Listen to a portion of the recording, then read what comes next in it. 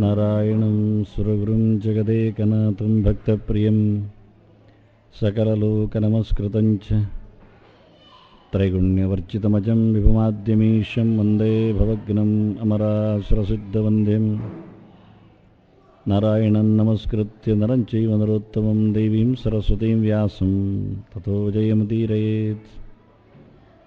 ಧರ್ಮಕ್ಷೇತ್ರೇ ಕುರುಕ್ಷೇತ್ರೇ ಸಮವೇತಾಯುತ್ಸವಃ ಮಾಮಕಾಃ ಪಾಂಡವಾಶ್ಚೈವ ಕಿಮಕುರ್ವತ ಸಂಜಯ.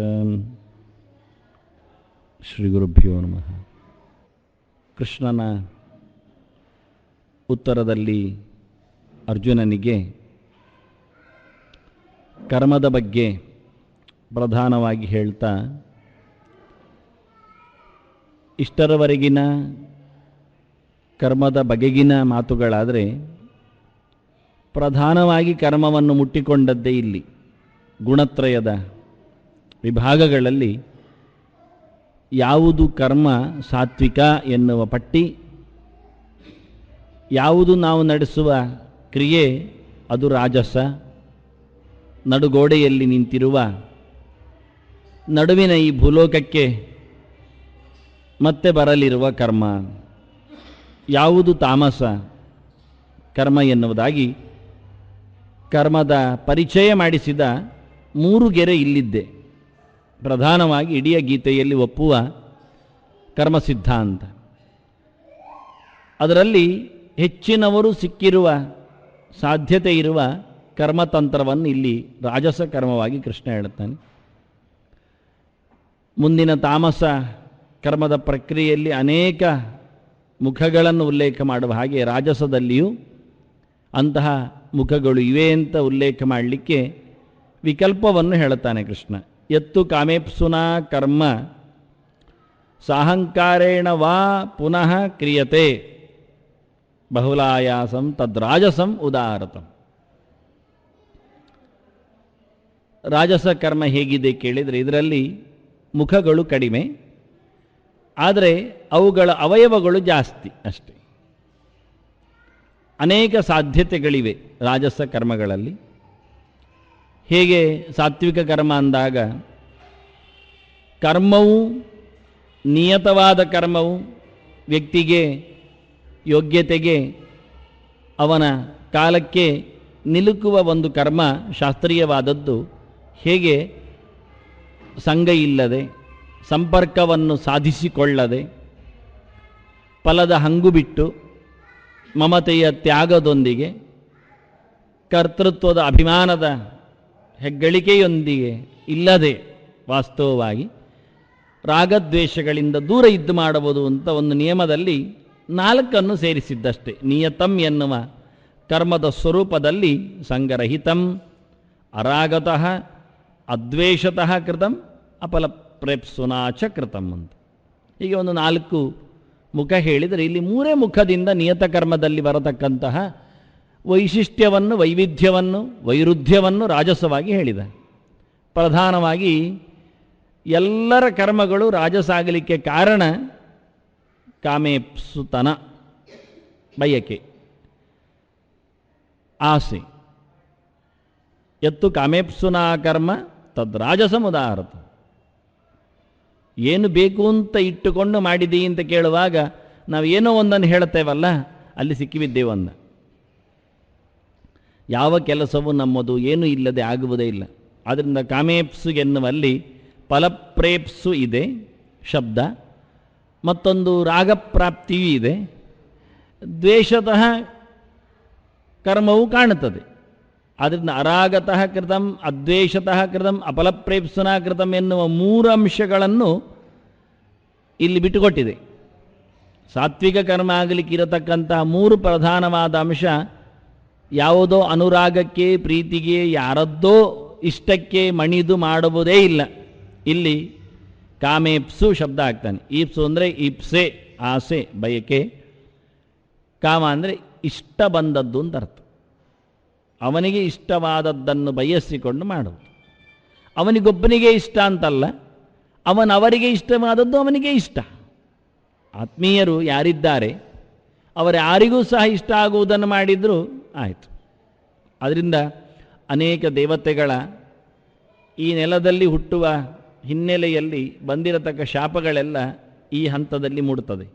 ಯಾವುದೋ ಒಂದು ಬಯಕೆ, ಅದೇ ಭೀಷ್ಮನ ಇಲ್ಲಿನ ಜನ್ಮಕ್ಕೆ ಕಾರಣವಾಗಿರುವಂತೆ ಅವನ ಮೂಲ ರೂಪದಲ್ಲಿದ್ದಾಗ, ವಸುವಾಗಿದ್ದಾಗ, ಅವನ ಮಡದಿಗೆ ಒಬ್ಬಳು ನರಲೋಕದ ರಾಜನ ಮಗಳು ಅಥವಾ ಹೆಂಡತಿ ಇಷ್ಟವಾಗಿದ್ಲು, ಮಿತ್ರಳಾಗಿದ್ಲು, ಸಖಿಯಾಗಿದ್ಲು.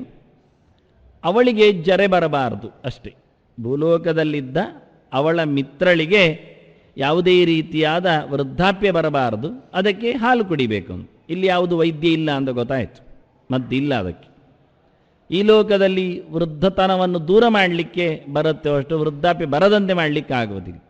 ಅಂದರೆ ಚಂದ ಇನ್ನೂ ಯುವಕನೇ ಇದ್ದೇನೆ ಅಂತ ತೋರಿಸಿಕೊಳ್ಳಲಿಕ್ಕೆ ಮೇಕಪ್ ಏನು ಮಾಡ್ಬೋದು, ಪ್ಲಾಸ್ಟಿಕ್ ಸರ್ಜರಿ ನಡೆಸ್ಬೋದು, ಏನಾದರೂ ಮದ್ದು ಮಾಯಗಳನ್ನು ನಡೆಸಿಕೊಡ್ಬೋದು. ಆದರೆ ಮುದುಕನಾಗಲಿಲ್ಲ, 60 ವರ್ಷ ಮುಂದೆ ಹೋಗಲಿಲ್ಲ, 60 ಅಂತ ಅದೆಲ್ಲ ಆಗೋದಿಲ್ಲ, 61 62 ಆಗ್ತದೆ ಅಂತ.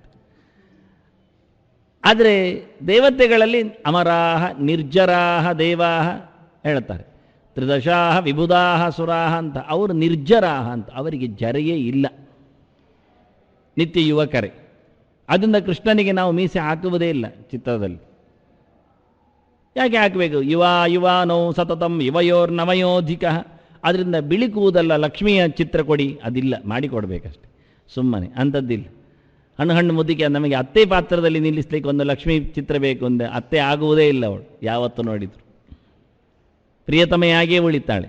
ಆದ್ದರಿಂದ ಅವರು ಯಾವತ್ತು ನಿತ್ಯ ಯುವಕರು, ಅವರಲ್ಲಿ ದೇವತೆಗಳಲ್ಲಿ ಆ ರೀತಿಯಾದ ಯಾವುದೇ ರೀತಿ. ಆದ್ದರಿಂದ ಕೆಲವರು ಶಿವನನ್ನೆಲ್ಲ ಗಡ್ಡೆ ಮೀಸೆ ತುಂಬಿದಾಗಿ, ಬ್ರಹ್ಮದೇವನನ್ನು ಸಹ ಬಿಳಿಗಡ್ಡದಲ್ಲಿ ಚಿತ್ರ ಮಾಡ್ತಾರೆ. ಪಾಪ ಅವರಿಗೇನು ಗೊತ್ತು, ದೇವತೆಗಳ ಬಗ್ಗೆ ಗೊತ್ತೇ ಇಲ್ಲ, ಗೊತ್ತಿದ್ದವರ ಹತ್ರ ಕೇಳುವುದೂ ಇಲ್ಲ, ಅಂತ ಗೊತ್ತಿರುವ ಜನರು ಸಿಗುವುದೂ ಇಲ್ಲ ಕೇಳಲಿಕ್ಕೆ.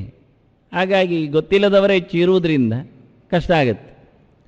ಅದನ್ನು ಉಲ್ಲೇಖ ಮಾಡಿದ ನಿರ್ಜರಾಹ ಅಂತ. ಜರೆಯನ್ನು ದೂರ ಮಾಡಲಿಕ್ಕೆ ಅವನು ವಸಿಷ್ಠರ ಧೇನುವಿನ ಹಾಲು ಕೊಡಬೇಕು ಅಂತ ತೀರ್ಮಾನ ಮಾಡಿ ಅವರ ಧನವನ್ನು ಅಪಹಾರ ಮಾಡ್ತಾನೆ.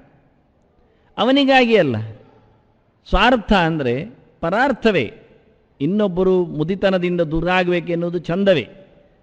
ಹಾಲು ದನ ಕೊಡುತ್ತದೆ, ಅದು ಪ್ರಯೋಜನ ಇಲ್ಲ, ಮತ್ತು ದನಕ್ಕೆ ಬೇಡ ಅದು. ಆದರೂ ತನ್ನವರ ಬದುಕಿಗೆ, ತನ್ನವರ ಒಳಿತಿಗೆ ಎಲ್ಲಿ ಪ್ರಯತ್ನ ಪಟ್ಟ ಅದು ಕಾಮೇಪ್ಸ ಆಯಿತು, ಕರ್ಮ, ಅದು ರಾಜಸ ಆಯಿತು. ಅದರಿಂದ ಮರ್ತ್ಯಲೋಕದಲ್ಲಿ ಜನ್ಮ, ರಾಜಸಕ್ಕೆ ಅಷ್ಟೆ. ಅದನ್ನು ಉಲ್ಲೇಖ ಮಾಡಿದೆ. ಹಾಗೆ ದೇವತೆಗಳು ಈ ನೆಲವನ್ನು ಮುಟ್ಟಲು ಕೆಲವು ಕಾರಣಗಳಿದ್ದರೆ, ಶಾಪತಃ ಇದ್ದರೆ, ಅಂಥ ಸಂದರ್ಭದಲ್ಲಿ ರಾಜಸ ಕರ್ಮಗಳಿಗೆ ಅಲ್ಲಿ ಕಾರಣಗಳು ಕಾಣುತ್ತವೆ, ಬರ್ತವೆ, ಇರ್ತವೆ. ಮತ್ತು ಅವರಾಗಿ ಇಳಿದು ಬರುವುದು ವಿಷಯ ಬೇರೆ, ಅದು ಸಾಧನೆಯ ದೃಷ್ಟಿ. ಆಗ ಸಾತ್ವಿಕ ಕರ್ಮಗಳು ಪ್ರಧಾನವಾಗಿರ್ತದೆ. ಇಲ್ಲಿ ಕಾಮೇಪ್ಸುನ ಎಲ್ಲ ಕಡೆಯಲ್ಲಿಯೂ ಭೂಲೋಕದಲ್ಲಿನ ಮರ್ತ್ಯಲೋಕದಲ್ಲಿನ ಇರವಿಕೆಗೆ ಕಾರಣವಾಗುವಂತೆ ಬರುವಂಥದ್ದೆಲ್ಲ ಬಯಸಿ ಕರ್ಮ ಮಾಡುವುದು. ಅದನ್ನು ಎಲ್ಲರ ಕರ್ಮಗಳು ಬಯಸಿ ಇರ್ತವೆ, ಬಯಕೆಗಳ ಮೂಟೆಯನ್ನು ಹೊತ್ತಿರುತ್ತವೆ. ಒಬ್ಬೊಬ್ಬರ ಇಷ್ಟ ಒಂದೊಂದು ಬಗ್ಗೆ, ಒಮ್ಮೊಮ್ಮೆ ಒಂದೇ ಇಷ್ಟ ಇಡೀ ಸಾರ್ವತ್ರಿಕವಾಗಿರುವುದಿಲ್ಲ. ವೃತ್ತಿ ಸಿಗಲಿ ಅಂತ ಒಮ್ಮೆ ಇಷ್ಟದಲ್ಲಿ ಪ್ರಯತ್ನಪಟ್ಟು ಕರ್ಮ ಮಾಡಿದ್ದರೆ ವೃತ್ತಿಯಲ್ಲಿ ಬಡ್ತಿ ಸಿಗಲಿ ಅಂತ ಶುರುವಾಗತ್ತೆ, ಅದರಲ್ಲಿ ಹೆಚ್ಚು ಬರಲಿ ಅಂತ ಆಗತ್ತೆ. ಹೀಗೆ ಒಂದೊಂದು ಮುಖಗಳಿಂದ ನಾವು ಕಾಮವನ್ನು ಬದಲಿಸ್ತಾ, ಅದಕ್ಕೆ ಕಾಮ ಅಂದದ್ದು. ಕಾಮ ಅಂದರೆ ಇಚ್ಛಾನುಸಾರವಾಗಿ ಬದಲಿಸುವ ಇಷ್ಟಗಳು ಬಂದು ಸೇರುತ್ತವೆ ಅಂತ. ಎಲ್ಲವೂ ಅವನಿಗೆ ಆತ್ಮೀಯವಾಗಿ ಸೊಗಸಾಗಿರುತ್ತದೆ, ಅವನ ಸುಖಕ್ಕೆ ಅದು ಕಾರಣವಾಗಿರ್ತದೆ. ಕಾಮಶಬ್ದದ ಅರ್ಥ ಹಾಗೆ, ಬಯಕೆಗಳು, ಅನುರಾಗಗಳು ಅನ್ನುವ ಅರ್ಥ ಬರಲಿಕ್ಕೆ ಕಾರಣ ಅದರಲ್ಲಿ ದ್ವೇಷವೂ ಇದೆ. ದ್ವೇಷವೂ ಒಂದು ಕಾಮ ಅಲ್ವ. ನಾನು ಶತ್ರುಗಳನ್ನು ದ್ವೇಷಿಸುತ್ತೇನೆ, ನನಗಾಗದವರನ್ನು ನಾನು ದೂರ ಮಾಡುತ್ತೇನೆ, ಅದಕ್ಕೋಸ್ಕರ ಕರ್ಮ ಮಾಡುತ್ತೇನೆ ಅಂತ ಬಂತು ಅಲ್ಲಿ ಮತ್ತೆ. ಅದನ್ನು ಅದು ಒಂದು ಕಾಮನೆ. ಕಾಮನೆಗಳಲ್ಲಿ, ಬಯಕೆಗಳಲ್ಲಿ, ಆಸೆಗಳಲ್ಲಿ ದ್ವೇಷವೂ ಕೆಲಸ ಮಾಡುವುದುಂಟು. ಅದರಿಂದ ದ್ವೇಷತಃ ಕೃತಂ. ಮಾಡಿದ್ದು ಯಾಕೆ? ಪೂಜೆ ಕೇಳಿದರೆ ಪಕ್ಕದವರು ಬೇಗ ಬಿಟ್ಟು ಹೋಗಲಿ ಮನೆಯನ್ನು ಅಂತ ಮಾಡಿದ್ದು ಅಂತ. ಇವರು ಮನೆಯಲ್ಲಿ ನೆಮ್ಮದಿಯಲ್ಲಿ ಇರಬೇಕು ಅಂತ ಮಾಡಿದ್ದಲ್ಲ. ಇದರ ಇನ್ನೊಂದು ಮುಖ, ಪರ್ಯಾಯ ಮುಖ. ತಾವು ಚೆನ್ನಾಗಿರಬೇಕು ಅಂತ ಕೇಳುವ ಬದಲಿಗೆ ಉಳಿದವರು ಹಾಳಾಗಲಿ ಹೋಗಲಿ ಕೇಳುವುದು, ಅದು ಸ್ವಾರ್ಥಕ್ಕೆ ಏನಕ್ಕೆ ಕೇಳಲಿಲ್ಲ ರೀ ನಾವು. ಒಳ್ಳೆಯದೇ, ಸ್ವಾರ್ಥಕ್ಕೆ ಕೇಳಲಿಲ್ಲ ಅಂದರೆ ಮತ್ತೆ ಪರಾರ್ಥಕ್ಕೂ ಉಳಿಲಿಕ್ಕೆ ಬಿಡಲಿಲ್ಲ. ಅವರಾದರೂ ಅವರ ತಟ್ಟೆ ಊಟ ಮಾಡ್ಬೋದಿತ್ತಲ್ಲ ಅಂದರೆ ಇಲ್ಲ, ಅವರನ್ನು ಎಗರಿಸಿದ್ದಾನೆ. ಹೀಗೆ ಕಾಮನೆಗಳು ಸ್ವಲ್ಪ ವಿಸ್ತಾರಗೊಂಡಾಗ, ವಿಕೃತಗೊಂಡಾಗ ಪರರ ದ್ವೇಷದ ಮೇಲೆಯೂ ತಮ್ಮ ಕಾಮನೆಗಳು ನಿಲ್ತಾವೆ. ಹೀಗಾಗಿ ಕಾಮೇಪ್ಸುನ ಎನ್ನುವಲ್ಲಿ ರಾಗತಃ ಕೃತಂ, ದ್ವೇಷತಃ ಕೃತಂ, ಫಲತಃ ಕೃತಂ 3 ಬರ್ತದೆ. 3 ಅಂಶಗಳು ಇಣುಕ್ತಾವೆ. ಅದನ್ನ 3 ಅಂಶಗಳು ಬಿಟ್ಟದ್ದು ರಾಜಸ ಕರ್ಮ ಆಗುವುದಿಲ್ಲ. ಆ 3 ಅಂಶಗಳಲ್ಲಿ ಒಂದಕ್ಕೆ ಎಡೆ ಮಾಡಿಕೊಟ್ಟರು ರಾಜಸಕ್ಕೆ ಓಡ್ತದೆ ಎಂದು ತೋರಿಸಿಕೊಟ್ಟ ಕೃಷ್ಣ. ಆದ್ದರಿಂದ ರಾಜಸವನ್ನು ಲಕ್ಷಣವಾಗಿ ತಿಳಿಸಿಕೊಡುವಾಗ ಸ್ವಲ್ಪ ಸೂಕ್ಷ್ಮವಾಗಿ ಆದರೂ ವಿಸ್ತಾರವಾಗಿ ಕೊಟ್ಟಿದ್ದಾನೆ. ಅನೇಕ ಸಾತ್ವಿಕ ಮುಖಗಳು ಕೊಳ್ಳೆ ಹೊಡಿತಾವೆ ಒಂದೊಂದು ದೃಷ್ಟಿಯಿಂದ. ಅದಕ್ಕೆ ತುಕಾರ ಆಗಿದ್ದು ಅಂದರೆ ವಿಶೇಷ ಇದೆ. ಕಾಮೇಪ್ಸುನಾ ಕರ್ಮ ಎನ್ನುವಲ್ಲಿ ಒಂದು ವೈಶಿಷ್ಟ್ಯ ಉಂಟು. ಬಯಸಿ ಮಾಡುವುದಂದಾಗ ಏನು ಬಯಕೆ? ದುಡ್ಡಿನ ಬಯಕೆ, ಅಂತಸ್ತಿನ ಬಯಕೆ, ಅಂದರೆ ಪ್ರತಿಷ್ಠೆಯ ಬಯಕೆ, ಇನ್ನು ಕೀರ್ತಿಯ ಬಯಕೆ. ನನಗೇನು ತೊಂದರೆ ಇಲ್ಲ, ನಾನಂತೂ ಸಾಯ್ತೇನೆ ಅಂದರೆ ಕೀರ್ತಿ ಉಳಿಬೇಕೆಂದು ಶುರುವಾಗುತ್ತೆ. ಕೀರ್ತಿಯ ಬಯಕೆ ಹೇಳಿದ್ದ ಹಾಗೆ ದುರ್ಯೋಧನ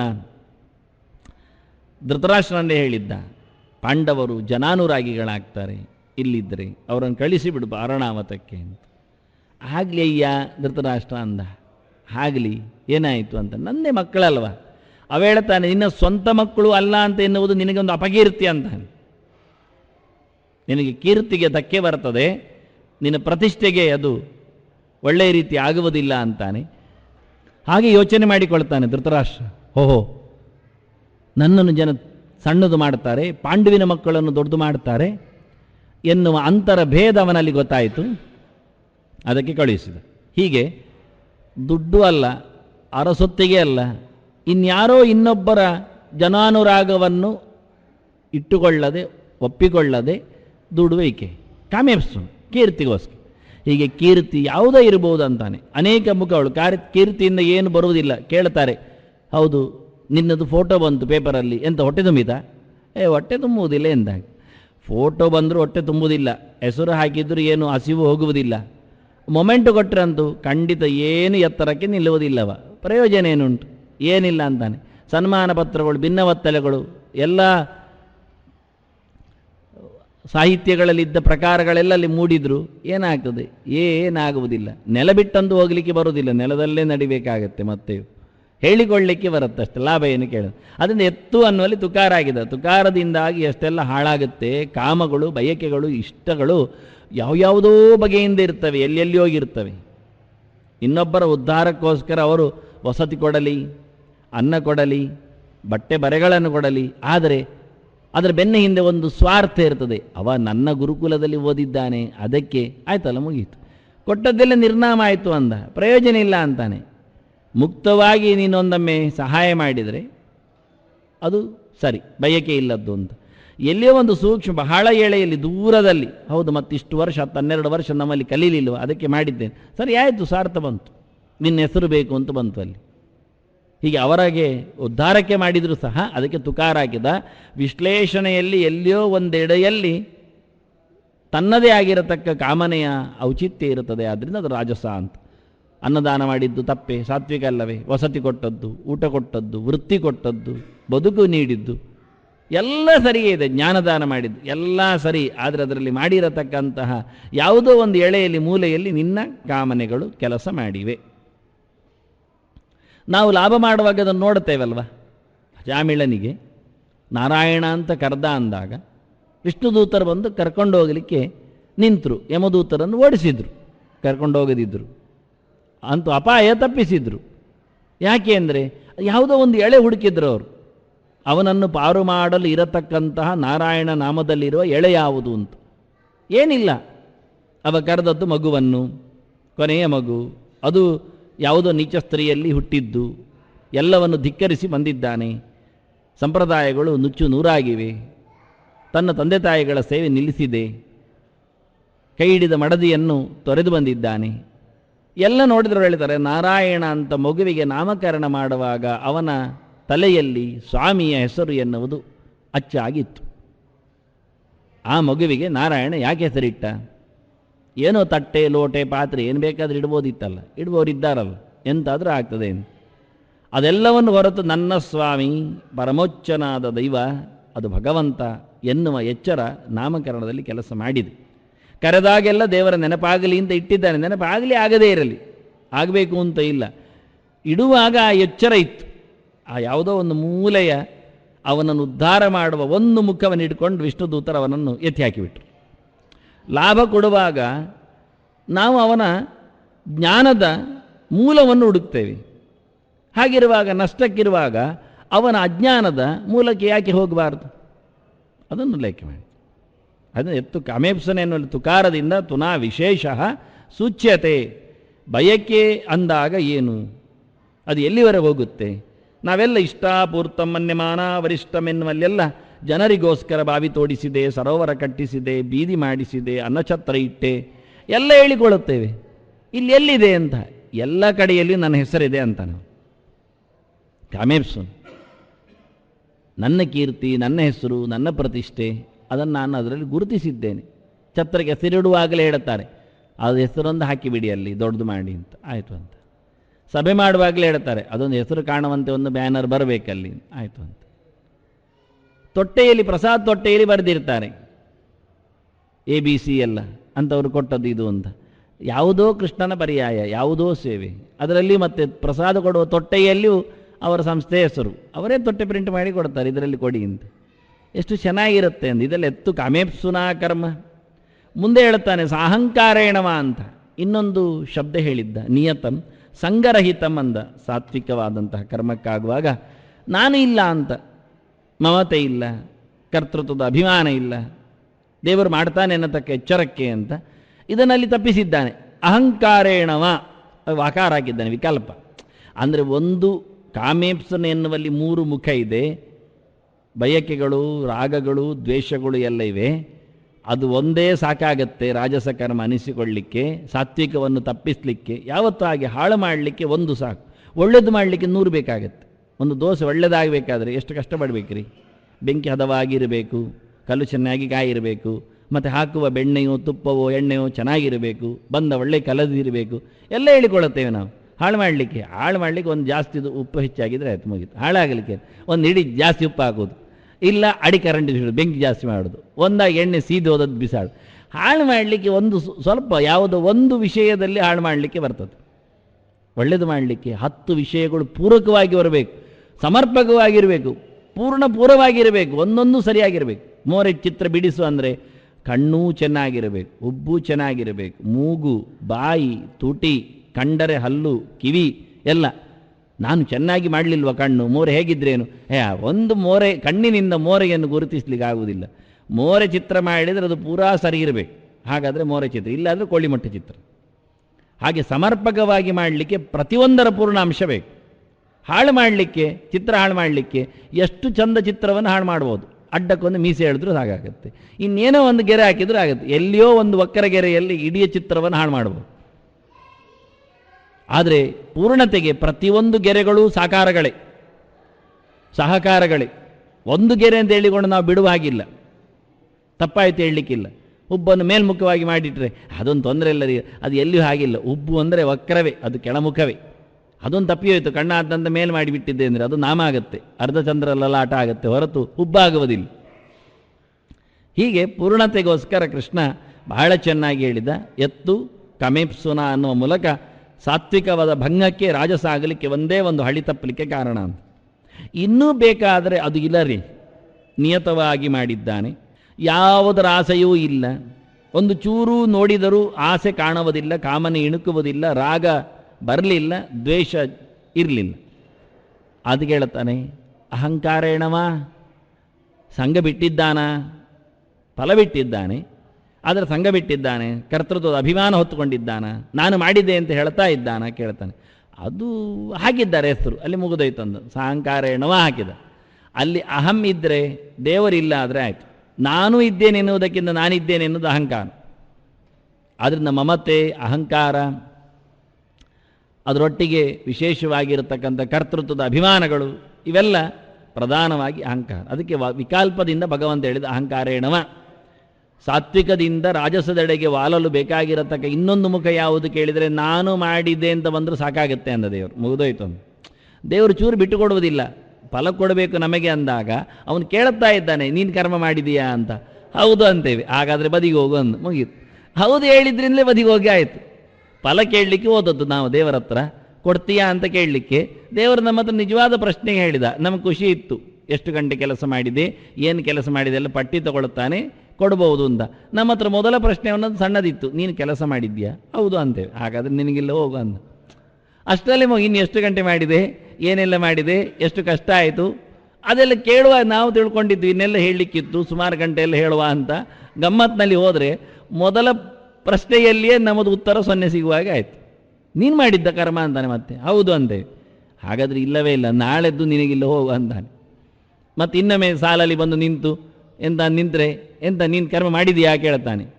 ಮತ್ತೆ ಇಲ್ಲವಾ ಕೇಳಿದರೆ ಇಲ್ಲ ಹೋಗು ಅಂತಾನೆ. ಮತ್ತೆ ಪುನಃ ಯಾವತ್ತಿನವರೆಗೆ ನೀನೇ ಮಾಡಿದಯ್ಯ ಅಂತ ನೆನಪಾಗುತ್ತೋ ಆವತ್ತಿನವರೆಗೆ ಕೇಳೋ ಅಧಿಕಾರ ನಮಗಿಲ್ಲ, ಸಿಗುವುದಿಲ್ಲ. ದೇವರು ಹೇಳ್ತಾನೆ, ನಾನೇ ಒಳಗಿದ್ದು ಮಾಡಿಸಿದ್ದಲ್ಲವಯ್ಯ, ನಾನೇ ನಿನಗೆ ವಸ್ತುಗಳನ್ನು ಕೊಟ್ಟು ಮಾಡಿಸಿದ್ದಲ್ಲವ. ನಿನಗೆ ಆರೋಗ್ಯ, ನಿನಗೆ ಅರಿವು, ನಿನಗೆ ಅಂಗಾಂಗಗಳಲ್ಲಿನ ಸೌಷ್ಠವ, ನಿನಗೆ ಬೇಕಾಗಿರೋ ತಾಕತ್ತು, ಶಕ್ತಿ, ಈ ಎಲ್ಲ ಸಮುದಾಯ ಕೊಟ್ಟದ್ದು ನಾನಲ್ವ. ಈ ದೇಹ ತಂದೆ ತಾಯಿಗಳ ಗರ್ಭದೊಳಗೆ ಬರುವಂತೆ ಮಾಡಿ, ಅದನ್ನು ಬೆಳೆಯುವಂತೆ ಮಾಡಿ, ಅದಕ್ಕೆ ಒಳ್ಳೆಯ ರೀತಿಯಿಂದ ಕಸುವು ಸಿಗುವಂತೆ ಮಾಡಿದ್ದು ನಾನಲ್ಲವಯ್ಯ ಕೇಳ್ತಾನೆ. ವಿಷ್ಣುರ್ಯೋನಿಂಗ್ ಕಲ್ಪಯೋತು ಮಂತ್ರ ಹೇಳಿಕೊಡ್ತದೆ ಯಾರೆಲ್ಲ ಏನೆಲ್ಲ ಕೆಲಸ ಮಾಡಿದ್ದಾರೆ ಗರ್ಭದೊಳಗೆ ಅಂತ. ನಮಗೆ ಗೊತ್ತಿಲ್ಲ ಅಂದ ತಕ್ಷಣ ಇಲ್ಲ ಅಲ್ಲ, ವಿಷಯ ಇಷ್ಟ. ಯಾವುದು ನಮಗೆ ಗೊತ್ತಿಲ್ಲ ಆದ ತಕ್ಷಣ ಇಲ್ಲ ಆಗುವುದಿಲ್ಲ. ನಮಗೇನು ಗೊತ್ತಿರುತ್ತದೆ ಗರ್ಭದೊಳಗೆ? ಗೊತ್ತಿಲ್ಲ. ಅವ್ಯಕ್ತವಾದ ಪ್ರಪಂಚದಲ್ಲಿ ಏನು ನಡೆಯುತ್ತೆ ಗೊತ್ತಿಲ್ಲ. ಸೂಕ್ಷ್ಮವಾದದ್ದು ಏನಾಗುತ್ತೆ ಗೊತ್ತಿಲ್ಲ. ಒಳಗೆ ನಿಂತ ಕ್ರಿಮಿಕೀಟಗಳೇ ಭಕ್ಷಣೆ ಮಾಡಿ ಇಲ್ಲ ಸಲ್ಲದ ರೋಗಗಳನ್ನು ತಂದಿತ್ತು, ಉಸಿರಾಡದಂತೆ, ನೆಲ ಕಚ್ಚುವಾಗಲೇ ಸತ್ತಿರುವಂತೆ. ಯಾಕೆ ಮಾಡುವುದಿಲ್ಲ? ಯಾಕೆ ಮಾಡಬಾರದು? ಅದನ್ನು ಭಗವಂತನ ನಮಗೆ ಕೊಟ್ಟ ಐಶ್ವರ್ಯಗಳ ಲೆಕ್ಕಾಚಾರ ನಮಗೆ ಗೊತ್ತಿಲ್ಲ. ಈ ದೇಹದಿಂದ ಹಿಡಿದು ದೇವರ ವ್ಯಾಪಾರ ಕರ್ಮಕ್ಕೆ ಬಂದಾಗ ಅದ್ದೂರಿಯಾಗಿರ್ತದೆ. ಅದಕ್ಕೆ ಕೃಷ್ಣ ಹೇಳಿದ, ಶರೀರ ವಾಂಗ್ಮನೋಭಿರಿಯತ್ ಕರ್ಮ ಪ್ರಾರಭತೆ ನರ ನ್ಯಾಯಂವ ವಿಪರೀತಮ್ಮ ಅಂತ. ಅವೇನು ಮಾಡಿದರೂ ಅದಕ್ಕೆ ಕಾರಣಗಳು 5 ಉಂಟು ನಿಂತು ಕೊಟ್ಟು, ಅದರಲ್ಲಿ ದೈವಂಚೈವ ಅತ್ರ ಪಂಚಮಂ, ನನ್ನನ್ನು ಮರೆಯಬೇಡ ಅಂತ. ಅದನ್ನು ಇಲ್ಲಿ ಹೇಳುವಾಗಲೇ ಸಾಹಂಕಾರೇಣ ಅಂದ ತಕ್ಷಣ ಮುಗಿದೋಯ್ತು ಅಂದ. ಯಾರು ಮಾಡಿದ್ದು ಕೇಳಿದ ತಕ್ಷಣ ನಾನು ಮಾಡಿದ್ದಲ್ವ, ಹಾಗಾದ್ರೆ ನಿನಗಿಲ್ಲ ಹೋಗಂದ. ರಾಜಸ ಆಯಿತು, ಸಾತ್ವಿಕದಿಂದ ತಪ್ಪಿಸಿ ಆಯಿತು ಒಂದರಲ್ಲಿ. ಹೀಗೆ ಸಾಹಂಕಾರೇಣವ ಪುನಃ ಕ್ರಿಯತೆ ಬಹುಲಾಯಾಸಂ. ಇನ್ನೊಂದು ಮುಖ ಇದೆ ಅದರಲ್ಲಿ, ಅದರ ಮಧ್ಯೆಯಲ್ಲಿ ಒಂದು ಶಬ್ದ ಇದೆ ಪುನಃ ಅಂತ. ಇದೆಂಥದ್ದು ಪುನಃ ಅಂತ ಬಂತಲ್ಲ ಇಲ್ಲಿ ಕೇಳಿದರೆ? ಪುನಃ ಅಂದರೆ ಮತ್ತೆ ಎಂತ ಅರ್ಥ? ಇದೆಂಥದಕ್ಕೆ ಮತ್ತೆ ಬಂತು? ಇದೆಂಥದ್ದು ಮತ್ತೆ ಬಂತು ಅಂದರೆ ಅಲ್ಲಿ ಒಂದು ಜಾಗ ಇತ್ತು ಅದಕ್ಕೆ ಬಂತು ಅಂತ ಶಂಕರಾಚಾರ್ಯ ಹೇಳಿಬಿಡ್ತಾರೆ. ಪುನಃ ಪಾದಪೂರಣಾರ್ಥೆ ಅಂತ ಚೆನ್ನಾಗಿದೆ. ಇದಕ್ಕೆ ಒಂದು ಭಾಷ್ಯ ಕೊಡಬೇಕ್ರಿ, ಮೇಡಲೆಲ್ಲ ನೋಡುವವರಿಗೆ ಹೇಳಬೇಕು, ಕಿವಿ ಇದ್ದವರಿಗೆ ಕೇಳಿಸಬೇಕು. ಪುನಃ ಎನ್ನುವುದು ಪಾದಪೂರಣಾರ್ಥೆ ಅಂತ. ಇಲ್ಲಿ ಮತ್ತೆ ಅಂತ ಹೇಳಿದ್ದು ಯಾಕೆ ಕೇಳಿದರೆ ಅಲ್ಲಿ ಶ್ಲೋಕ ಬರ್ತಿಗೆ ಅಂತ. ಎಲ್ಲಿ ಆದರೂ ಉಂಟಯ್ಯ, ನಾವೊಂದು ಅಡಿಗೆಗೆ ಅಂತ ಹಾಕಬೇಕು ಅಂತ ಒಂದು ಪದಾರ್ಥಗಳಿಗಿದ್ದರೆ ಇರಲಿಯಪ್ಪ ಒಂದು ಬರ್ತಿಗೊಂದು ಹಾಕಿಬಿಡುವ ಅಂತ ಅಲ್ಲಿದ್ದದ್ದು ಕೆಲವು ಸೊಪ್ಪುಗಳನ್ನು ಹಾಕಿಬಿಡ್ದ. ಅರೋ ಎಲ್ಲ ತಂದಿದ್ದಾನೆ, ಕೊತ್ತಂಬರಿ ಸೊಪ್ಪು ಹಾಕಿದ್ದಾನೆ. ಇನ್ನು ಬರ್ತಿಗೆ ಪಾತ್ರೆ ಒಂಚೂರು ಬರ್ತಿಗೆ ಜಾಗಿತ್ತಂದೆ, ಅದಕ್ಕೆ ಅಲ್ಲಿದ್ದ ಕೆಲವು ಸೊಪ್ಪುಗಳನ್ನು ಎತ್ತಿ ಹಾಕಿದ. ತಿಂತಾರ ಜನ ಯಾರಾದರೂ? ಅಲ್ಲ ಹಾಕಿದ್ದೇನೆ, ವಿಟಮಿನ್ ಸೊಪ್ಪು ಹಾಕಿದ್ದೇನೆ, ಎಳಸಿರು ಸೊಪ್ಪು ಹಾಕಿದ್ದೇನೆ, ಸಂಬರವಳ್ಳಿ ಸೊಪ್ಪು ಹಾಕಿದ್ದೇನೆ ಎಲ್ಲ ಹೇಳ್ತಾನೆ. ಅಷ್ಟೆಲ್ಲ ಹಾಕಿದ್ದು ಇದು ಇರಲಿ ಹೇಳಿಕೊಂಡು ನಾವು ಆಡಿಸೋಗೆ ಇನ್ನೆಲ್ಲ ಎಲ್ಲ ಹಾಕಿಬಿಟ್ರೆ ಎಲ್ಲ ತಲೆ ಸರಿ ಉಂಟು ಅದು ಕೇಳ್ತಾನೆ. ಬರ್ತಿಗೆ ಏನು ಹಾಕುವುದಿಲ್ಲ. ಕೃಷ್ಣನ ಗೆರೆಯಲ್ಲಿ ಬರ್ತಿಗೊಂದು ಶಬ್ದಗಳೇ. ಆ ವೆಂಕಟನಾಥನು ಬರೀತಾನೆ ಪುನಃ ವಾಕ್ಯಾಲಂಕಾರ ಅಂತ. ಶಂಕರನೇ ಫಾಲೋವರ್ಸ್ ಅವನು ಇರಲಿ. ಇವರು ಪಾದಪೂರ್ಣಾರ್ಥ ಎಂದು ಬರ್ತಿಗೆ ಬಂತು ಹೇಳಿದರೆ ಚಂದಕ್ಕೆ ಬಂತು ಅಂದವ. ಬರ್ತಿಗೆ ಬಂದ್ರೇನು ಚಂದಕ್ಕೆ ಬಂದರೆ ನೀವು ಯಾಕೆ ಬಂದದ್ದು ಕೇಳಿದರೆ ನಾವು ಚಂದಕ್ಕೆ. ಕುರ್ಚಿ ಬರ್ತಿಗೂ ಒಂದೇ ಚಂದ ಆದರೂ ಎಂತ ಚಂದ? ಕುರ್ಚಿಗೆ ಚಂದವೋ ಅಥವಾ ಕ್ಷೇತ್ರಕ್ಕೆ ಚಂದವೋ? ಏನು ಚಂದ? ಪುನಃ ಎನ್ನುವುದನ್ನು ಕೃಷ್ಣ ಶ್ಲೋಕದಲ್ಲಿ ಯಾಕೆ ಚಂದಕ್ಕೆ ಹಾಕಬೇಕು?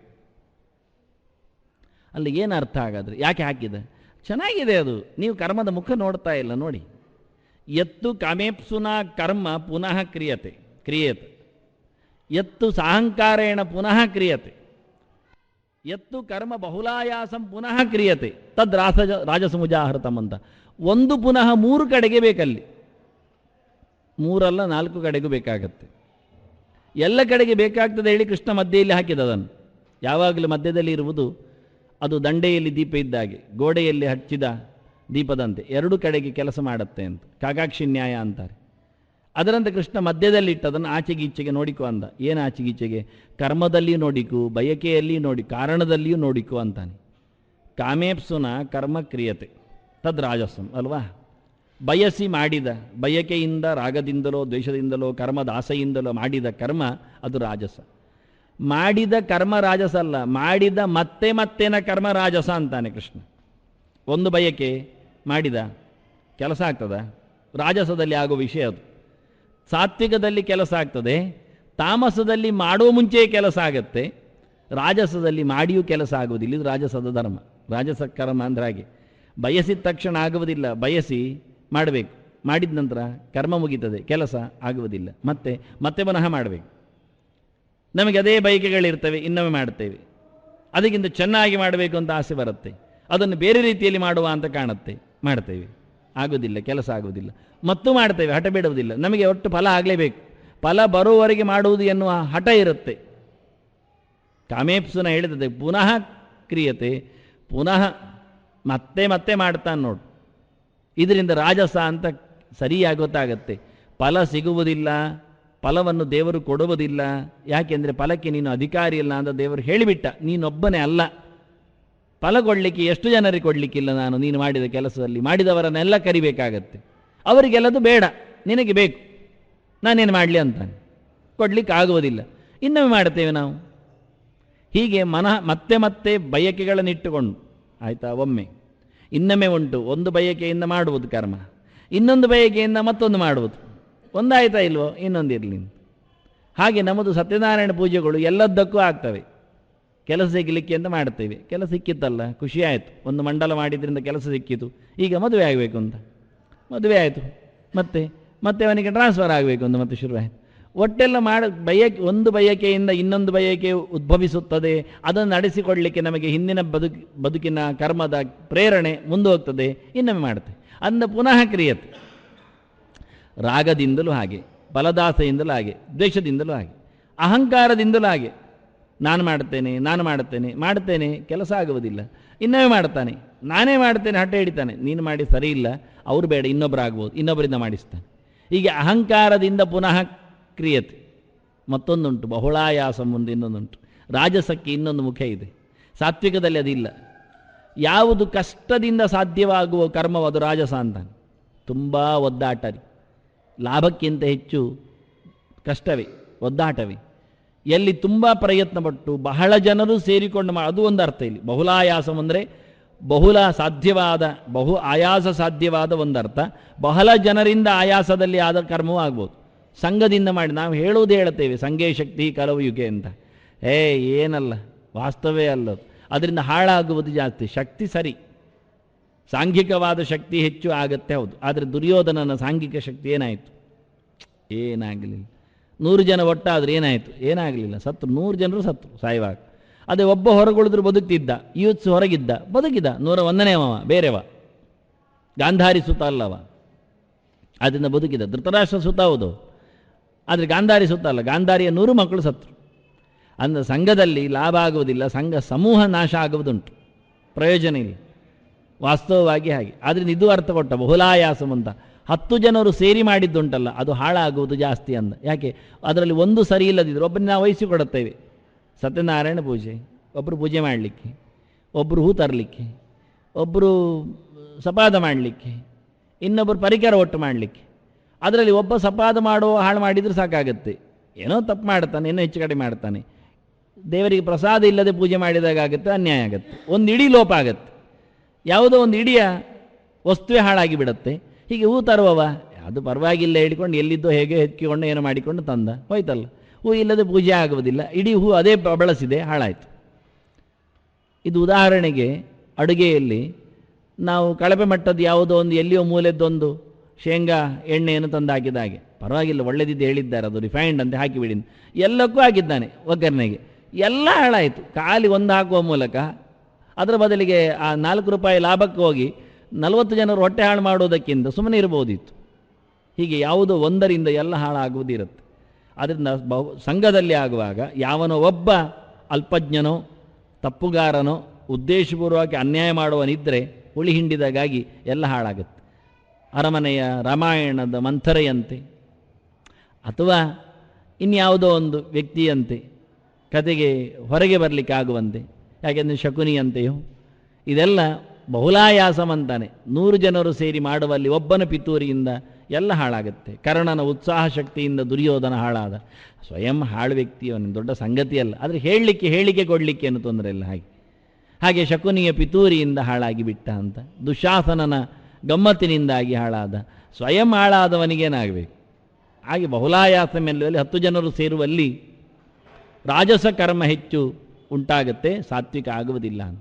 ಅದರಿಂದ ನಿಯತಂ ಸಂಗರಹಿತಂ ಎನ್ನುವಲ್ಲಿ ಒಬ್ಬನೇ ಮಾಡುವುದನ್ನು ಹೇಳ್ತಾ ಇದ್ದಾರೆ ಅವರು. ಯಾರನ್ನು ಸೇರಿಸಬೇಡ, ಹಾಳು ಮಾಡುವುದು ಹಾಳು ಇದ್ದಾಗೆ. ಯಾರನ್ನು ಸೇರಿಸಿಕೊಂಡ್ರು ಅವರ ಮನಸ್ಸನ್ನು ನಿಯಂತ್ರಿಸಿಕೊಂಡು ಮಾಡಿಸುವಷ್ಟು ಯೋಗ್ಯತೆ, ಕ್ಷಮತೆ ನಮ್ಮಲ್ಲಿಲ್ಲ, ಆಗುವುದಿಲ್ಲ. ಸರ್ವಕಾಲದಲ್ಲಿ ಆಗುವುದಿಲ್ಲ. ಒಮ್ಮೆ ಒಪ್ಪಿಕೊಂಡಾರು ಮತ್ತೆ ಬದಲಿಸಿ ಯಾರು?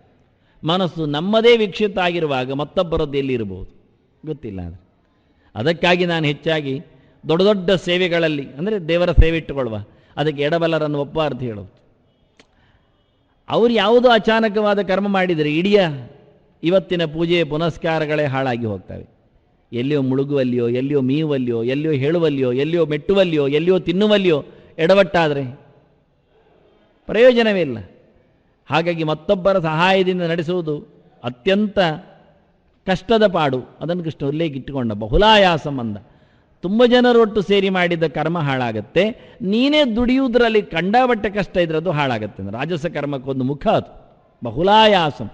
ಬಹಳ ಕಷ್ಟದಿಂದ ಮಾಡುವಾಗ ಕರ್ಮ ಅಧ್ಯದಲ್ಲಿ ನಿಂತೋಗುತ್ತೆ. ಮತ್ತೇನು ಮಾಡುವ? ಮುಂದುವರಿಸುವುದು. ಅದಕ್ಕೆ ಪುನಃ ಕ್ರಿಯತೆ ಅನ್ನೋದು. ಅದನ್ನು ಅಲ್ಲಿಗೆ ನಿಲ್ಲಿಸಿದ್ದು. ಎತ್ತು ಕಾಮೇಪ್ಸುನಾ ಕರ್ಮ ಕ್ರಿಯತೆ ಸಾಹಂಕಾರೇಣವ ಕ್ರಿಯತೆ ಪುನಃ ಬಹುಲಾಯಾಸಂ ಕ್ರಿಯತೆ. ಪುನಃ ಕ್ರಿಯತೆ. ಕಷ್ಟ ಆಯಿತು ಅಂತೇಳಿ ನಿಲ್ಲಿಸ್ತಾನೆ, ಮತ್ತೆ ಬೇಡ ಇನ್ನಷ್ಟು ದ್ರವ್ಯ ಹಾಕ್ತೇನೆ. ಬಹುಲಾಯಾಸ ಅಂದರೆ ತನ್ನ ಮೈಯ ಕಸು ಬಹಳಷ್ಟು ಅಲ್ಲ, ಕಷ್ಟ ಅಲ್ಲ, ದುಡ್ಡು ತುಂಬ ಖರ್ಚಾಗುತ್ತೆ.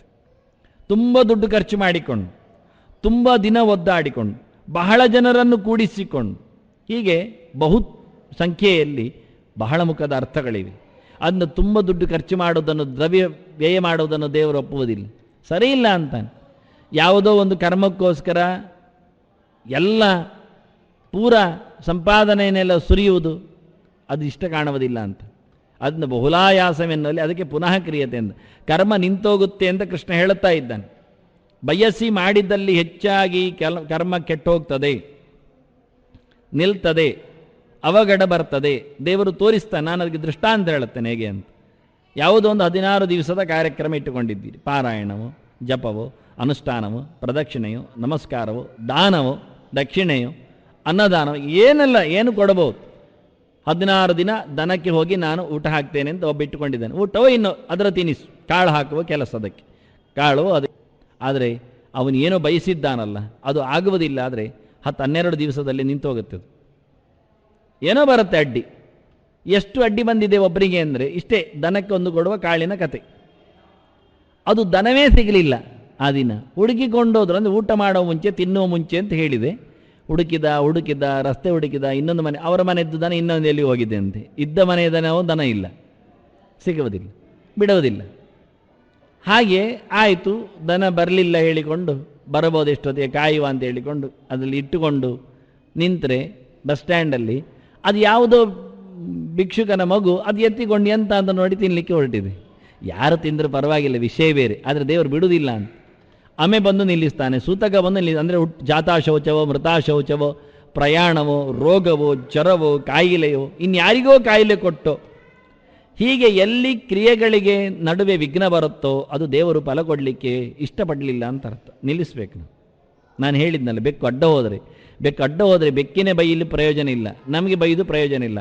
ಈ ಹೊತ್ತಿನಲ್ಲಿ ಹೋದಾಗ ಆ ಗಂಟೆ ಗಳಿಗೆಯಲ್ಲಿ ಇನ್ನು ಮುಂದಿನ ಕರ್ಮಗಳಲ್ಲಿ ಎಲ್ಲಿಯೋ ಒಂದು ಕಡೆಯಲ್ಲಿ ಅವಘಡ ಆಗತ್ತೆ, ಒಂದಕ್ಕೊಂದು ಹೊಡ್ಕೊಳ್ಳುತ್ತೆ. ಆದರೆ ನೀನು ಸ್ವಲ್ಪ ತಡವಾಗಿ ಹೋಗು ಅಷ್ಟೇ, ಅಥವಾ ಮಾರ್ಗ ಬದಲಿಸಿ ಹೋಗು, ಬೇರೆ ಆಯಿತು. ಬೇರೆ ಕೆಲಸ ಮಾಡಿ ಹೋಗು. ಹೊರಟದ್ದು ಕಾರ್ಯಾಲಯಕ್ಕಾದರೆ ದೇವಸ್ಥಾನಕ್ಕೆ ಹೋಗ್ತೇನೆ ಹೋಗು, ಆಗ ಗಂಟೆ ಬದಲಿತು, ಹೆಜ್ಜೆ ತಪ್ಪಿತು, ಯಾವುದೋ ಒಂದು ಹೆಜ್ಜೆ ತಪ್ಪಿತು, ಒಂದು ಲೆಕ್ಕಾಚಾರ ತಪ್ಪಿದರೆ ಸಾಕು, ಇಡೀ ಜಗತ್ತಿನಲ್ಲಿ ನಡೆಯುವ ಕೆಲಸಗಳೆಲ್ಲ ತಪ್ಪಿ ಹೋಗ್ತವೆ. ಎಲ್ಲ ಒಂದು ಫ್ಲೈಟ್ ಲೇಟ್ ಆದರೆ ಎಲ್ಲ ಜಾಮ್ ಆಗುತ್ತೆ. ಅಂದರೆ ಟೇಕಿಂಗ್ ಅವರ್ಸಲ್ಲಿಯೋ ಅಥವಾ ಲ್ಯಾಂಡಿಂಗಲ್ಲಿಯೋ ಅಥವಾ ಯಾವುದೋ ಫ್ರೀ ಇರುವುದಿಲ್ಲ ಅಲ್ಲಿ ರನ್ವೇ, ಹೀಗೆ ಒಂದು ತಪ್ಪಿದ್ರೆ ಆಯಿತು ಎಲ್ಲ. ಅಂದರೆ ಇವತ್ತು ಕಂಪ್ಯೂಟರೈಸರ್ ಆದರೆ ಆಟೋಮೆಟಿಕಲಿ ಸೆಟ್ ಮಾಡ್ತಾರೆ. ಸೆಟ್ ಮಾಡುವವರೆಗೆ ಉಂಟಲ್ಲ ಅದೆಲ್ಲ ಹೆಚ್ಚು ಕಡಿಮೆ ಆಗಿರ್ತದೆ. ಹಾಗೆ ಪ್ರತಿಯೊಂದಾಗಿ ಒಂದಕ್ಕೊಂದು ಪೂರಕವಾದದ್ದು. ಅವರಿಗೆ ಸರಿಯಾದರೂ ಪ್ರಯಾಣಿಕರಿಗೆ ತೊಂದರೆ ಆಗುತ್ತೆ. ಯಾಕೆಂದರೆ ಇವತ್ತು 1 ಗಂಟೆ ತಡ ಹೋದರೂ ಮಧ್ಯೆಯಲ್ಲಿ ಹಿಡಿಬೇಕಾದ ಫ್ಲೈಟ್ ಸಿಗುವುದಿಲ್ಲ, ಅವ ಮತ್ತೆ ಎಲ್ಲಿಯೋ ರೂಮ್ ಮಾಡಬೇಕಾಗುತ್ತೆ, ಇನ್ನೊಂದು ಬುಕ್ ಮಾಡಬೇಕಾಗುತ್ತೆ. ಈಗ ಎದ್ವಾದದ್ದು ಆಗುತ್ತೆ. ಮತ್ತು ಸೆಕ್ಯೂರಿಟಿಯಿಂದ ಹೊರಗೆ ಬರೋದು, ಒಳಗೋಗುವುದು ಅಂದರೆ ಅದು ಯಾತನೆ. ಮತ್ತು ಹೀಗೆ ಒಂದರ ಹೆಚ್ಚು ಕಡಿಮೆಯಲ್ಲಿ ಇಡೀ ಜಗತ್ತಿನಲ್ಲಿ ಆಗತಕ್ಕ ಪರಿಣಾಮವನ್ನು ಕೃಷ್ಣ ಗುರುತಿಸಿ ಆ ಅಡ್ಡ ತರುವುದು, ತಡ ಮಾಡುವುದು, ನಿಲ್ಲಿಸುವುದು, ಮಾತನಾಡಿಸುವುದು ಇವತ್ತೊಂದು ವಿಘ್ನಕ್ಕೆ ದೇವರ ಕೈಯಲ್ಲಿ ಬಹಳ ಚಂದವಾಗಿರತಕ್ಕಂಥ ಫೋನ್ ಕೊಟ್ಟಿದ್ದಾನೆ, ಮೊಬೈಲ್. ಅದರಿಂದ ಪ್ರತಿಯೊಂದು ತಡ ಆಗತ್ತೆ. ಹೊರಡಾಗಲೇ ಬಂತು ಅಂದರೆ ಮುಗಿದೋಯ್ತು, 5 ನಿಮಿಷ ತಡ, ಅದು ತಪ್ಪಿ ಹೋಗುತ್ತೆ, ರೈಲು ಹೋಗುವುದು, ಇನ್ನೇನೋ ಒಂದು ಆಗತ್ತೆ. ಇದನ್ನೆಲ್ಲ ಮಾಡುವುದು ಕಾಮೇಪ್ಸುನಾ ಕರ್ಮ ಪುನಃ ಕ್ರಿಯತೆ ಅಂದ, ಅದಕ್ಕೆ ಪುನಃ ಅಂದ. ಅದು ಹೋಗಲಿ ಹೇಳಿ ಮತ್ತೆ ಶುರು ಮಾಡ್ತಾನೆ ಸ್ವರೂಪಿಂದ, 1ನೇ ದಿನದಿಂದ ಅದು ನಿಲ್ಲಿಸ್ತಾನೆ ಮತ್ತೆ. ಹಾಗೆ ಸಹಂಕಾರೇಣವ ಪುನಃ ಕ್ರಿಯತೆ. ಅಲ್ಲಿ ಅಹಂಕಾರದಲ್ಲಿ ನಿಲ್ಲುವುದಿಲ್ಲ. ನಾನು ಮಾಡಿದೆ ಅಂದಾಗ ದೇವರು ಕ್ರಿಯೆಯನ್ನು ಮಾಡಿಸಿಕೊಡ್ತಾನೆ. ಮತ್ತೆ ಇನ್ನೊಮ್ಮೆ ನಾನೇ ಮಾಡಿದೆ ಅನ್ನತಕ್ಕ ಹುರುಪು ಬರ್ತದೆ, ಮಾಡ್ತಾನೆ. ಹೀಗೆ ಅಹಂಕಾರಗ್ರಸ್ತನಾದಾಗ ಪುನಃ ಕ್ರಿಯತೆ ಅಂದರೆ ಒಂದನ್ನೆಲ್ಲ ಇನ್ನೊಂದನ್ನು. ಇದರಲ್ಲಿ ಅರ್ಥ ಬೇರೆ ಬೇರೆ ಉಂಟು, ಅದಕ್ಕೆ ವಾಕಾರ ಹಾಕಿದ್ದು ಕೃಷ್ಣ. ಅಹಂಕಾರದಲ್ಲಿ ಅದು ಕಾಮೇಪ್ಸುನ ಕರ್ಮ ಮಾಡಿದರೆ ಕ್ರಿಯೆ ನಿಲ್ತದೆ, ಮತ್ತೆ ಮಾಡ್ತಾನೆ, ಅದನ್ನೇ ಇನ್ನೊಮ್ಮೆ ಶುರು ಮಾಡ್ತಾನೆ, ಬದಲಿಸಿ ಮಾಡ್ತಾನೆ. ಅಹಂಕಾರದಿಂದ ಮಾಡುವಾಗ ಕ್ರಿಯೆ ಆಗಿಬಿಡ್ತದೆ, ಮತ್ತೆ ಇನ್ನೊಂದು ಮಾಡ್ತಾನೆ ಅಹಂಕಾರ ಬಂದಕ್ಕೆ. ಯಾಕೆಂದರೆ ಹೇಗೂ ಆಯ್ತಲ್ಲ, ಮಾಡ್ತೇನೆ, ಇನ್ನೊಂದು ಆಗ್ತದೆ, ಅದು ಆಗ್ತದೆ ಅಂತ. ದೊಡ್ಡದು ಯಾವುದು ಮಾಡುವಾಗ ದೇವರು ಕೈಕಾಲು ಹೊಡಿತಾರೆ, ಅದಕ್ಕೋಸ್ಕರ ಬಿಡ್ತಾನೆ. ಅಹಂಕಾರೇಣ ವಾ ಪುನಃ ಹೇಳಿದದಕ್ಕೆ ಕ್ರಿಯತೆ. ಇಲ್ಲಿ ಪುನಃ ಶಬ್ದ ಕ್ರಿಯತೆ ಶಬ್ದ ಬೇರೆ ಅರ್ಥದಲ್ಲಿ ಬಂತು. ಬಹುಲಾಯಾಸಂ ಪುನಃ ಕ್ರಿಯತೆ ಅಂದರೆ ಅಲ್ಲಿ ವಿಷಯವೇ ಬೇರೆ. ಯಾಕೆಂದರೆ ಬಹುಲ ಆಯಾಸ ಆದ್ದರಿಂದ ಕರ್ಮವನ್ನು ಅವನೇ ನಿಲ್ಲಿಸ್ತಾನೆ. ಆಗೋದಿಲ್ಲ ಈಗ ಅಂತಾನೆ, ಇನ್ನೊಮ್ಮೆ ಮಾಡುವ ಅಂತ, ಮತ್ತೆ ಮಾಡುವ ಅಂತಾನೆ. ಇದು ಮತ್ತೆ ಮಾಡುವ ಇನ್ನೊಮ್ಮೆ ಮಾಡುವ ಎನ್ನುವುದು ರಾಜಸದ ಕರ್ಮದ ಕ್ರಮ. ಅದು ಸಂಕಲ್ಪ ಮಾಡಿದಾಗಲೇ ಆಗಿಬಿಡುವುದು, ಅದು ಸಾತ್ವಿಕ.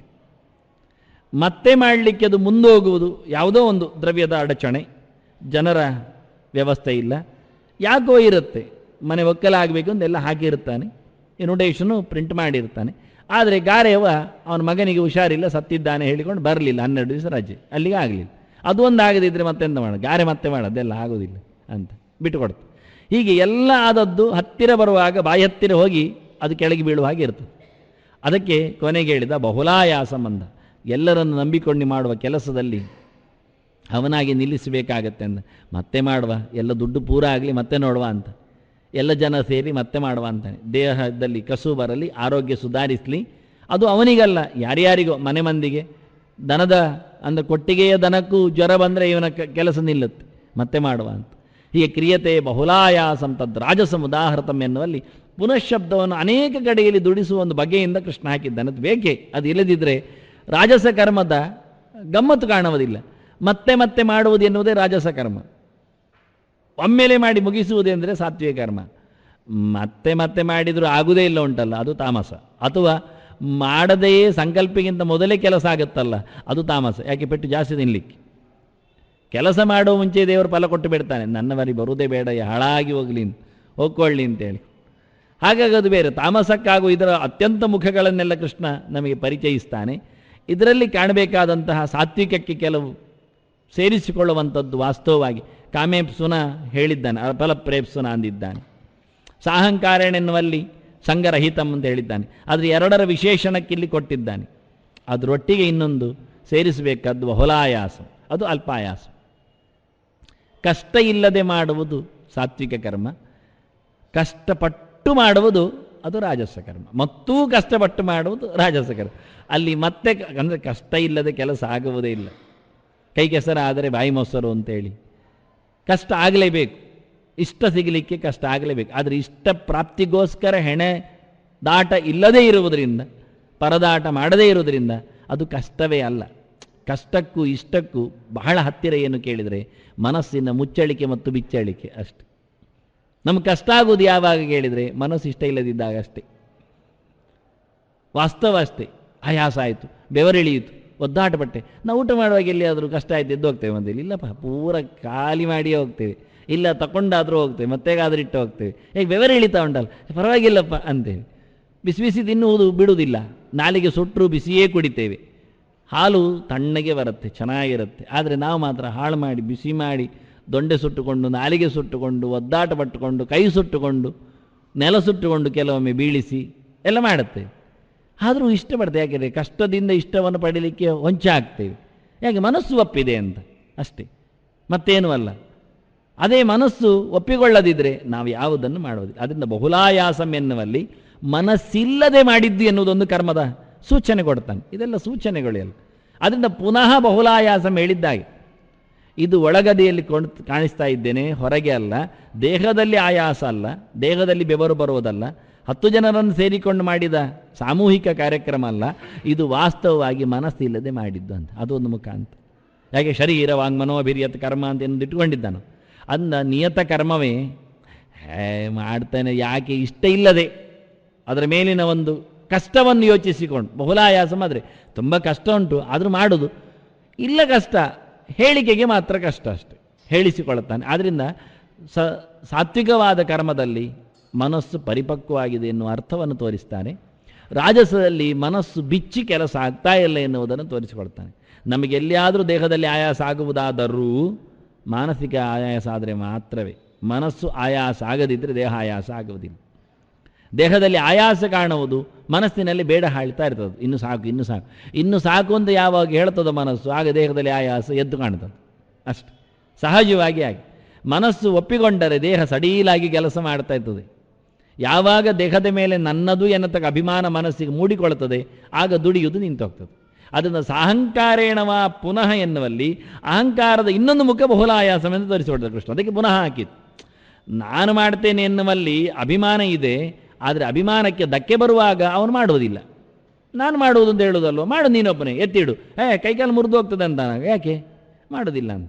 ಅದನ್ನು ಆಯಾಸ ಸಾಧ್ಯ ಆದರೆ ಮಾಡುವುದಿಲ್ಲ, ಹೆಸರು ಬರೋದಾದರೆ ಮಾಡ್ತಾರೆ. ಅದನ್ನು ಅಹಂಕಾರಕ್ಕೆ ಅಭಿಮಾನದ ವ್ಯವಸ್ಥೆ ಹೇಗೆ ಎಂದು ತೋರಿಸಲಿಕ್ಕೆ ಪುನಃಶಬ್ದವನ್ನು ದುಡಿಸಿಕೊಂಡು ಕೃಷ್ಣ ಸಾತ್ವಿಕದಲ್ಲಿ ಇಂತಹ ಒಂದು ಕಷ್ಟ ಇಲ್ಲ, ಮನಸ್ಸು ನೆಮ್ಮದಿಯಿಂದ ಇಷ್ಟಪಟ್ಟು, ಅಂದರೆ ದೇವರ ಸೇವೆ ಮಾಡುವುದು, ನಿಯತವಾದ ಕರ್ಮವನ್ನು ಮಾಡುವುದು, ಅದು ಸಹಜವಾದ ಉಸಿರಾಟದಂತೆ ಸಹಜ ಕ್ರಿಯೆ ಇದ್ದಾಗೆ.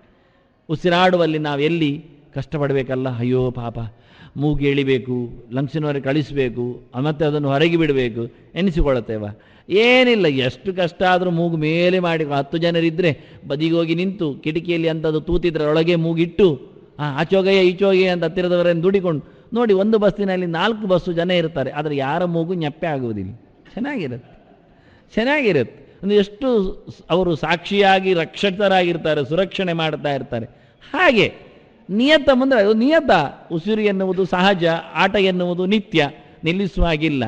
ಹಾಗೆ ಬಹುಲಾಯಾಸ ಅಂತ ಹೇಳ್ತಾನೆ. ನಾವು ಕಷ್ಟ ಆಗುತ್ತೆ ಉಸಿರಾಡಲಿಕ್ಕೆ ಹೇಳಿ ನಿಲ್ಲಿಸಿದ್ರೆ ಹೇಗೆ? ಎಲ್ಲ ಬಸ್ ಪ್ರಯಾಣ ಮುಗಿಲಿ, ಮತ್ತೆ ಆಫೀಸ್ ಹೋಗಿ ಉಸಿರಾಡುವ ಅಂದರೆ ಮತ್ತೆಂದದು ಬಸ್ಸಿನಲ್ಲಿ ಹೊತ್ಕೊಂಡು ಆಗಿರ್ತಾರೆ, ಆಗೋದಿಲ್ಲ. ಅದನ್ನ ಬಹುಲಾಯಾಸಂ ಎನ್ನುವಲ್ಲಿ ಸಾತ್ವಿಕದ ಕೆಲವು ಮುಖಗಳು. ಹೀಗೆ ಅನೇಕ 2 ಕರ್ಮಗಳ ಹೊಂದಾಣಿಕೆಯಲ್ಲಿ ಇರತಕ್ಕ ವ್ಯವಸ್ಥೆಗಳನ್ನು ಕೃಷ್ಣ 2ರಲ್ಲಿ 1ರಲ್ಲಿ ಹೇಳಿದ್ದು ಹೇಳುವುದಿಲ್ಲ, ಇನ್ನೊಮ್ಮೆ ಅದರ ನೋಡಲಿಕ್ಕೆ ಕಾಣಿಸಿಕೊಡ್ತಾನೆ. ಹೀಗೆ ರಾಜಸ ಕರ್ಮದ ಮುಖಗಳ ಪರಿಚಯ ಮಾಡಿದ. ಶ್ರೀಕೃಷ್ಣಾರ್ಪಣಮಸ್ತು.